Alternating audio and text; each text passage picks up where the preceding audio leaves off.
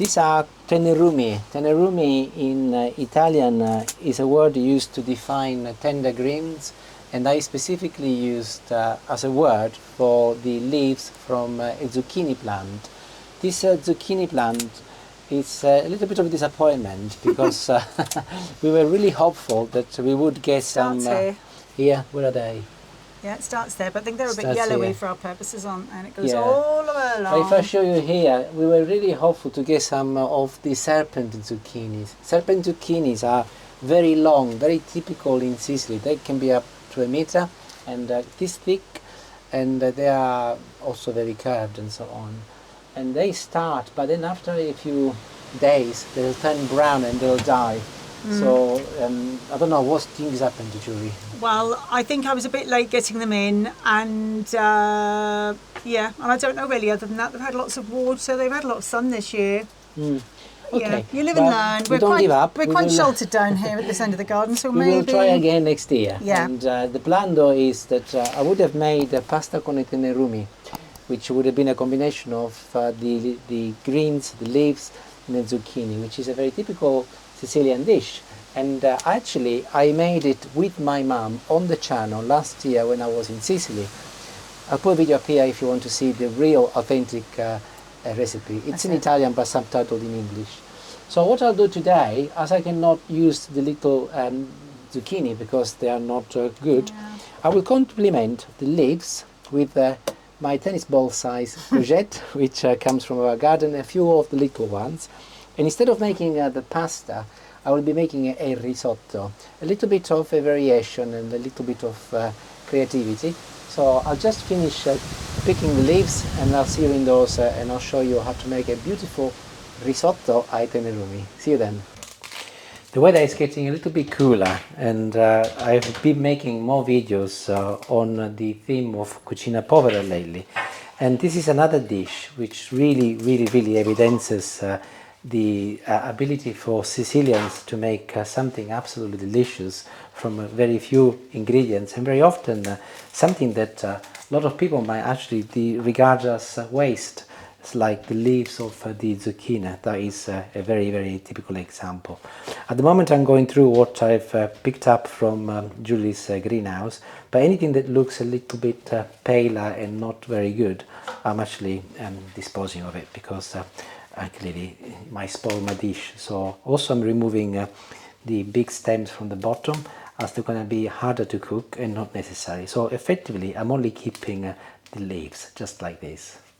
In terms of an alternative, by the way, this is a very versatile dish, and you can use any leafy greens that you've got access to. For example, chard, very good, also spinach, very good. You can even use the frozen spinach that come on in a bowl. So as long as it's leafy and it's green, it's perfectly okay.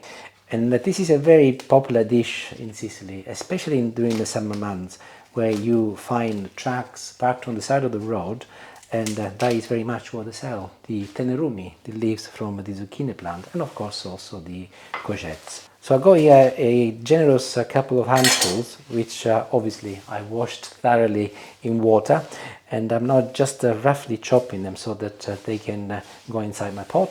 In terms of zucchini themselves, I've got the little round one and also 3 of the little ones. And as I said to you before, any courgettes will be fine. And at a push you can even use like a green squash or pumpkin. Clearly, if you move on to something a little bit sweeter, completely changing the taste. But close as possible to the zucchini. Also, as I mentioned earlier outside, this is a variation from the pasta, and I'm going to be making a risotto, but the process is very similar. So I'm going to be making a stock first of all. So here are my tenerumi, and I'm going to be covering them with some water.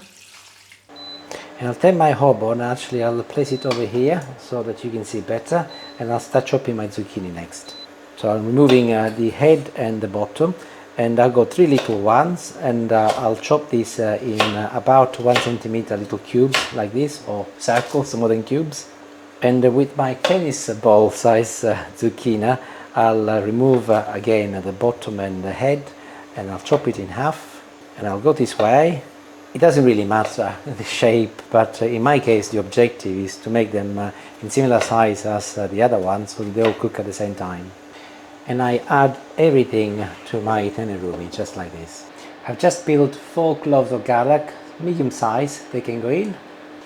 As you would expect with lots of recipes, different families have different versions. And in the pasta version, some families add potatoes to the recipe. I don't tend to, because I like the pasta to be brothy, and I don't just do potatoes. It's just one of those things. My mom never has, and neither have I. However, as I'm making a risotto, I've decided that I will add 3 little potatoes, equivalent of a medium potato, and that is because the risotto will be creamier and the potato will add body and texture, so that's why I've decided. But I am chopping it in little pieces, and I'll be making little half a centimeter cubes, just like this, so that they don't get in the way, and they can be added in next. Whilst I remember, I'm going to add some salt. I will be putting the equivalent of 1 teaspoon. My temperature is on high at the moment. You can see that my greens and potatoes and everything are beginning to boil. So I'll place the lid on, and I'll turn the temperature down on medium now, and I will leave it to gently boil for about 10 minutes. And I'll make a little sauce next, which arguably is one of the most important parts of this recipe, regardless if you're making a risotto or pasta, because this is what is going to give you that typical Sicilian flavor. So I've just loaded my garlic crusher with the equivalent of a couple of medium-sized cloves of garlic. I've got this at the moment because it's from our garden, and I'll squeeze it in. Important that actually you do crush in your garlic here, because you want the flavor of the garlic to be really present. I'm not normally too fussy as to what tin or tomatoes I use, and you might have seen the odd video where I even evidence that they do not make much difference. However, when I make this dish, I always use Italian cherry tomatoes, and they are sweeter, and I recommend that you do use something sweeter for this particular dish. So my garlic is beginning to sizzle, literally no more than 20 seconds. You don't want to burn it, and I will add my tomatoes. And I'm going to place the lid on, and I will leave them to gently cook for about 8 to 10 minutes, similar to the other greens. And the tomatoes are done. They don't take long at all, of course, and now that they are cooked, I'm going to add a good handful of fresh basil. I would strongly recommend that you do use basil for this recipe, and make sure that you add it once you turn the heat off, as you don't really want to cook it, but you want it for it to release all of the flavors. So my vegetables are cooked, and I'm beginning to move all of the solids away from the saucepan into a new saucepan, which is what I will be using when I cook the rice. So I'm back on the hob, and I'll wait until the little liquid that has been released start boiling, and I'll add the rice. This is basmati rice, but you can use any rice you like. Risotto rice is perfect, or even the grain, what is called the brown stuff, brown rice. But brown rice will take a little bit long, of course. And just like cooking any risotto in this way, I'll mix it together and I'll stay on top of it. And every so often I will be topping it up with some of the stock. I always tend to wait until it's all gone, and I don't want to burn the rice either. So in I go, get a couple of ladles of my broth from over here, and I add it in.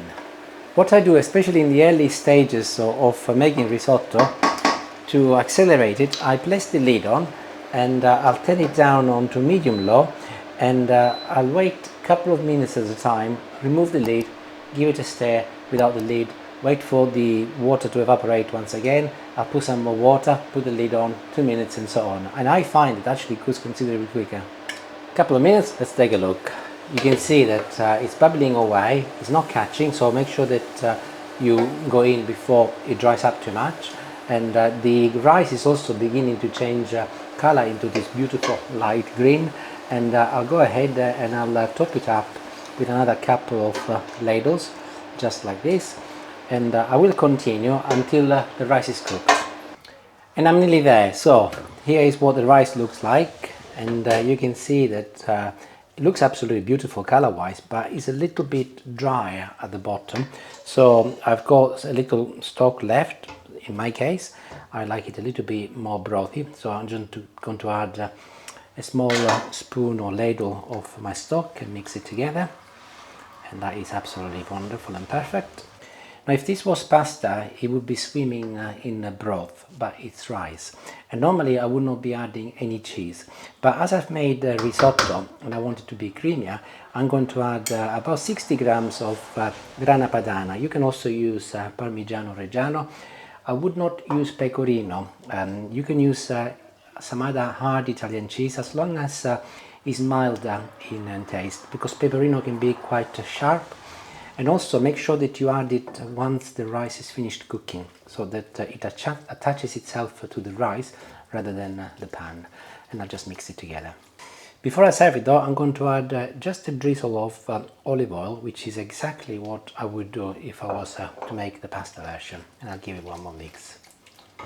Now I've got a little idea on how to serve this, and you can choose to mix the tomato with the rice straight away, or do what I do, which I think has got two purposes. Number one, from a choreography point of view, it will look better, but also I think you will be able to distinguish two different type of flavors. So now making a little hole in the middle and moving the rice towards the edges of my plate. And here are my tomatoes, which have been marinating with the basil and of course the garlic.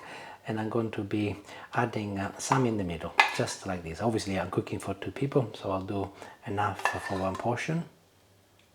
And I'll taste some, but I'll start without the tomato first to see what the underlying flavor of the dish is like.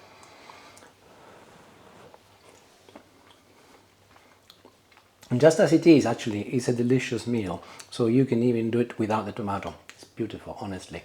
But let me mix some with the tomato and see what it's like together now.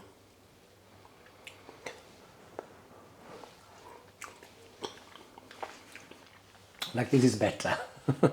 Both delicious, but like this obviously reminds me of home and the flavor that I'm used to in the pasta version. So it's really nice, really delicious, really fresh, and genuinely I'm not just saying it is beautiful.